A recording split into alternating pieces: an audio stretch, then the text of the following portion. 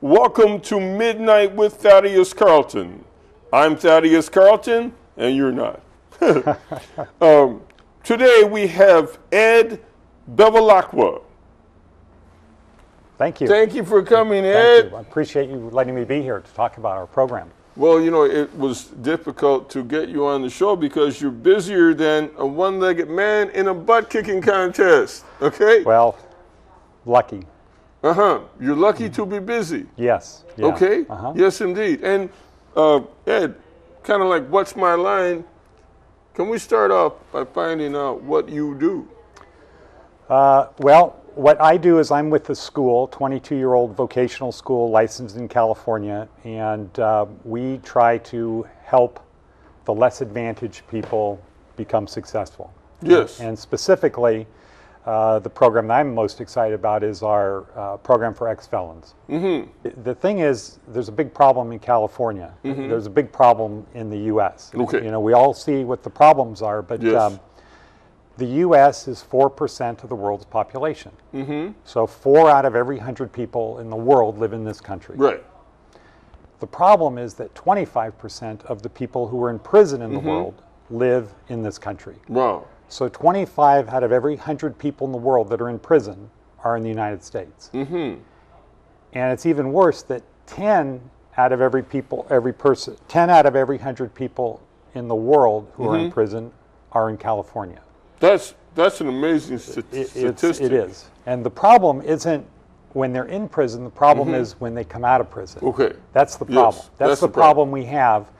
And I think everything in California ultimately comes back to the fact that we have a prison problem of people getting out. What do they do when they get out of prison?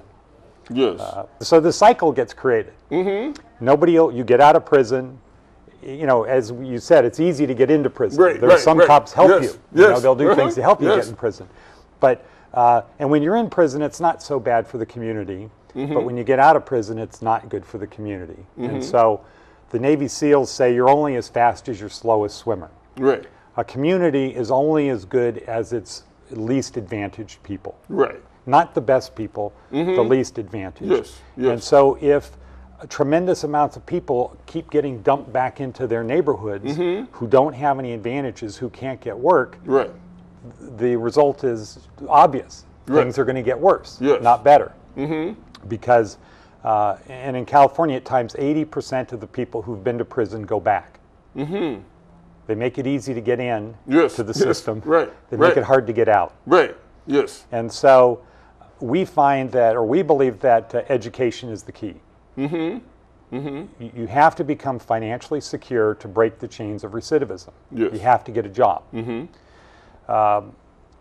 But not just any job. We believe financial security is a result of stable and meaningful employment. So what does that mean? Stable employment could be working at Walmart as a greeter. But very few people when they were 7 years old said, when I grow up, I want to be a greeter at Walmart. When I grew up, the perception was anything is possible. Right. You can be anything you want. There are no obstacles. Right. What I've learned, and what I've learned also through the school is, there are people who were brought up believing nothing is possible. Yes. Life is harsh, tough, and short. Yes. And any opportunity you get, to whatever it is, take it, because nobody's going to give you anything, and you're not going to get anything. And you know, the environment I grew up in, and going to this good school, we didn't have people from the ghetto there, and so we just assumed this is, you know, you're conditioned to believe you can be anything you want to be. But for a lot of people, they're conditioned to believe you can't be anything. They're not going to give you anything, and you're not going to have a good life. So that you're saying there are people who believe you have to steal to make it. You're not. If you want something and something is there, you got to take it. Yes. Because that's what life is. Right. Right. But you're saying that from your environment, you're teaching what you learn in your environment, and the person who was raised in that environment that preached nothing was possible, now you're going to meet somewhere in the middle right? Well, you're right. And the starting point is you would be the perfect example of somebody who shows that the ghetto is not part of you. Well, thank you very much. I appreciate well, that praise. Yes. But if you start from the premise, and if you go to prison and you come out of prison and people are telling you you're going to be nothing, we're not going to hire you, you're a thief, you're a criminal, right? You start believing it. Yes. And self-fulfilling prophecy, is that it? Exactly. Yes. Exactly. And then you go back to prison and the cycle starts over and it becomes intergenerational. So, what we recognized is that, or what our foundation, our program is based on the belief that we have to help you see that things are possible. And the one thing we want you to believe is that financial security is possible through stable and meaningful employment as a salesperson, a professional salesperson or customer service. And those... And why sales? Well, at some point, everything around us has been bought or sold. Everything you own, somebody sold. It was probably sold many times through the line. I was taught at an early age that nothing is done until something is sold. Absolutely. Yes, indeed. That's exactly part of it. But we're conditioned as children, or most of the people we run into, it's, I don't want to be a salesman, I can't sell. Of course not. Because that infomercial guy, or the telemarketer, he calls up, when you eat, in fact, I had a job when I used to call people at dinner time. Yeah. And they would ask, why did you ruin my dinner by calling me about a sales call? Sure. And I'd say, duh, because you're home eating dinner. Right. That's why I would call them. I don't want to call you when you're not here. People hate sales people. People hate sales and they think they can't sell. They're conditioned. Right. They don't like the word no, because when we're little kids, we're taught that the word no means stop. Yes. So when you are trying to go out and sell and somebody says no, what we tell our students is no doesn't mean N-O, it's K-N-O-W. Yes. They just don't know. You haven't given them enough information. Well, that's very good. I should write that down. Remind me after the show. Write that down. No. N-O means K-N-O-W. No. Right. Yeah, and this is kidneys. Right there.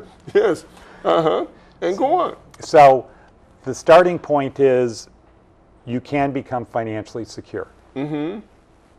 If you do what our program is, you can become financially secure through stable and meaningful employment. So like I said, stable, working at Walmart, it could be very stable.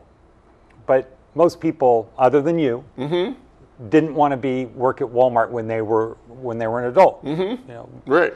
Meaningful could be an artist like you are. Okay. But it's not really stable. Most people can't earn a living by being a musician or a painter or a sculptor. It's hard. It's hard work.